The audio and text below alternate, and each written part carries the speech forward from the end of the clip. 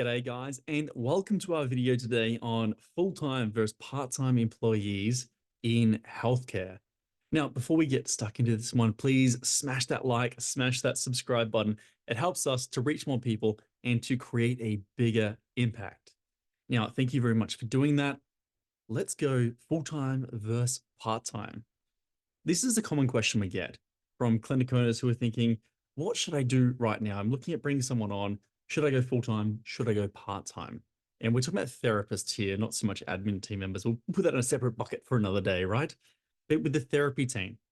Now, typically earlier on in business, I see people look to hire part-time. And the reason that they decide part-time is more advantageous for them from their perspective is that it decreases risk, right? So they're looking at it from the perspective of, if I hire this person for 1 day a week, and then I fill up that day, and then I add another day, and then I fill up that day too, and then another day, et cetera, that I'll decrease risk. Okay. And in the short term, you could argue that that does decrease risk. If you were to hire someone full time, you then have to fill up that 38 hours rather than just the 8 hours. And so when you're looking at those two next to each other, there's a risk equation. There is an increase in overheads to be aware of. But when we look at it from a macro perspective, what I'd like you to understand is, what does it actually look like and where do the break-evens actually sit for a person to just cover their own wage? So let's dive in. I'm just going to share screen now and we can go through this one. So you better see this break-even spreadsheet. Now, what we need to figure out here is, let's say we get a therapist. I'm going to call him Pete. Actually, it's weird using my own name. Let's go John. Let's say John. And John is a therapist. He's on $38 per hour. And let's say we start him on 8 hours per week. What we can see here is that we're paying him $337.44 per week, including super. And if we come across here, yearly, we're paying him 17.5 grand in this example, which means let's assume an average spend of, call it $100 per client.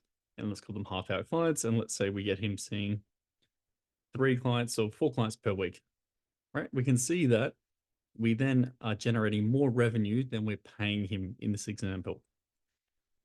So that's the part-time example. But what if he was full-time? Okay, so we need to get him to 4 clients to cover his own wage. Now, what if we get him to full-time? So 38 hours, we can say we need 1,600 coming in. So essentially, you're going to need, in this example, 16 appointments per week in order to make that like for like, or essentially a break even, and not be losing money on this person. And that's at $38 an hour, which may be a little bit higher than you'd be paying the average new grad. This is probably someone with a little bit of experience. So what we need to consider here is, what is the potential downside with hiring someone very part-time, or even just 20 hours a week? Okay, what's likely to happen is that they're going to get another job. They're going to fill those other hours with another role. It's unlikely they're going to sit there and wait for you to increase by another day, and then another day, and then another day. And the issue that comes with this is that that's a lot of work for you. Because picture this. If you have 5 full-time employees, and for argument's sake, let's say they're doing 40 hours a week, that's 200 hours. Okay, 5 full-time employees. Now, if you have employees doing 20 hours each, you're going to need 10 of them to cover the same amount of hours. But the thing is, it's the same amount of work for you from a mentoring perspective, from the perspective of helping to support people within your team, whether they're part-time or full-time. So whether someone's doing 8 hours per week or 38 hours per week, it's the same amount of effort you've actually got to put into that person to help them to understand your systems, your structures, your processes, how you do your client experience, treatment mapping, all of those kind of things, same amount of work. And so if you have twice the number of people or 3 times the number of people, but just all on less hours, all you're doing is you're taking your workload and increasing it drastically. Okay. And the likelihood that someone will do, just 1 or 2 days with you and then do another one and then another one and increase slowly over time is very small, I'd say, in today's market.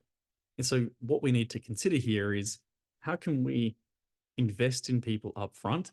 So hire them full time to begin with.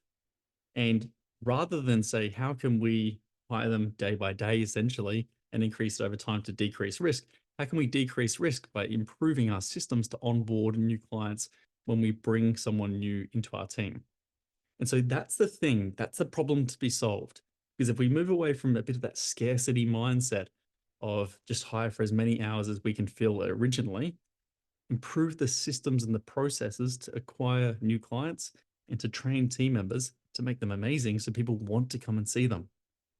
So next time you're thinking about hiring and you're looking at it going, should I hire part-time and increase it over time? Or should I invest in hire this person full-time to begin with? I would challenge you to think about, where do you want to be in a year's time? What do you want your clinic to look like?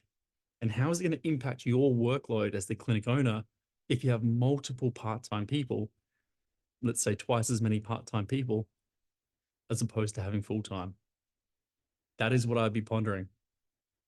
All right, my friends, I'd love to know in the comments, what do you think? This, of course, is my own personal bias, but I believe it may help you on your clinic owner journey. We'll see you in the next video.